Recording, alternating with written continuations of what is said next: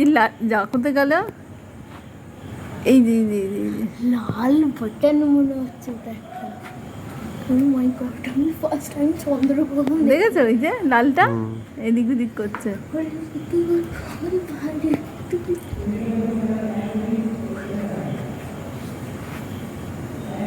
সত্যি সবাই বাচ্চা মানে এখানে তো চন্দ্রগ্রহণ পুরো একটা পিণ্ড, লাল গোলাপি। যাদের মধ্যে কোনো মানুষ আছে না, কি যেন চিৎকার করছে।